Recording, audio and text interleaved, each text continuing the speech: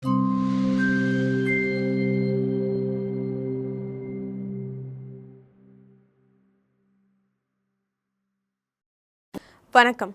இந்தியாவில் 2027 மக்கள் தொகை கணக்கெடுப்பு ஆரம்பமாக போகுது.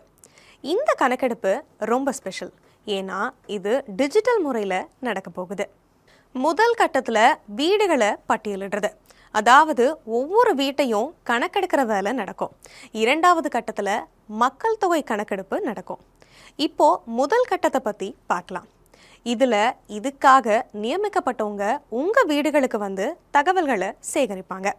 ஆனால் இந்த வேலையை நீங்களே செல்ஃப் என்யூமரேஷன் போர்ட்டல் மூலமாகவும் செய்யலாம். குடும்ப தலைவர் இல்லைனா அவருக்கு பதிலாக குடும்பத்தில் இருக்கிற யாராவது இந்த வெப்சைட்டுக்கு போய் அவங்க வீடு மற்றும் அங்கே இருக்கிற வசதிகளை பற்றின விவரங்களையும் பதிவு செய்யலாம். ஒரு முக்கியமான விஷயம், ஒரு குடும்பம் ஒரு மொபைல் நம்பரை மட்டும்தான் பயன்படுத்த முடியும். அதோட இது குடும்ப தலைவரோட அல்லது தலைவியோட சார்பாக பதிவு செய்யப்படணும். ஒரு முறை ஒரு மொபைல் நம்பரை பதிவு செஞ்சுட்டா அதை வேற குடும்பத்துக்கு பயன்படுத்த முடியாது. குடும்ப தலைவரோட அல்லது தலைவியோட பெயரை மாற்றவும் முடியாது.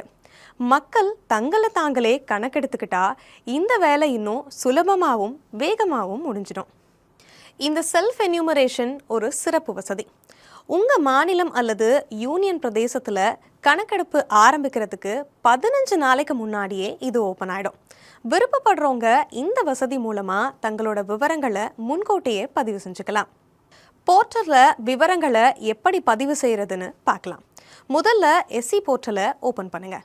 அப்புறம் உங்கள் மாநிலம் அல்லது யூனியன் பிரதேசத்தை தேர்ந்தெடுத்துட்டு கேப்சாவை டைப் பண்ணுங்கள். அடுத்து வர வரவேற்பு திரை நீங்கள் என்ன செய்ய வேணும்னு வழிகாட்டும். இப்போது குடும்ப தலைவர், உதாரணமாக சுசீலா தேவி, அவங்களோட பெயரையும் மொபைல் நம்பரையும் டைப் பண்ணுறாங்க. உங்களுக்கு வசதியான மொழியை தேர்ந்தெடுத்துக்கோங்க. அப்புறம் ஒரு ஓடிபி மூலமாக வெரிஃபிகேஷன் நடக்கும். இந்த முழு செயல்முறையும் ரொம்ப பாதுகாப்பானது, அதே சமயம் ரொம்ப சுலபமானது. உங்கள் மாவட்டத்தையும் பக்கத்தில் இருக்கிற முக்கியமான இடத்தையும் தேர்ந்தெடுக்க வேண்டியது அவசியம்.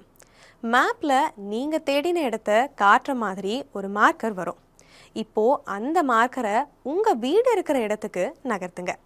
அதுக்கப்புறம் சேவ் அண்ட் நெக்ஸ்ட் பட்டனை கிளிக் பண்ணுங்கள். இதுக்கப்புறம் கேள்வித்தாள் பேஜ் ஓப்பன் ஆகும். முக்காவாசி கேள்விகள் ஆப்ஷனை தேர்ந்தெடுக்கிற மாதிரி தான் இருக்கும். பெயர்களை டைப் செய்ய ஃபோனடிக் மற்றும் விர்ச்சுவல் கீபோர்டு இருக்கும். உங்களுக்கு ஏதாவது சந்தேகம் வந்தால் அதை உடனே தீர்க்க FAQவும் டூல் டிப்ஸும் இருக்குது. ஏதாவது கேள்வியோ தகவலோ விடுபட்டு இருந்தால் சிஸ்டமே உங்களுக்கு ஆட்டோமேட்டிக்காக ஞாபகப்படுத்தும்.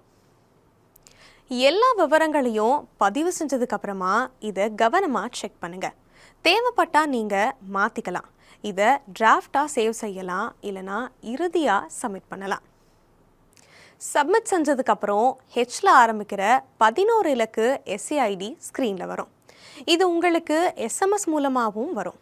கணக்கெடுக்கிறவங்க உங்கள் வீட்டுக்கு வரும்போது இந்த SCIDயை அவங்க கிட்ட கொடுங்க. நீங்கள் கொடுக்குற சரியான தகவல் நம்ம நாட்டை வலுப்படுத்துறது மட்டும் இல்லாமல் அதோட உண்மையான நிலையையும் காட்டுது. அதனால் இதில் கலந்துக்கிட்டு உங்கள் முழு ஒத்துழைப்பையும் கொடுங்க. நமது மக்கள் தொகை கணக்கெடுப்பு, நமது வளர்ச்சி.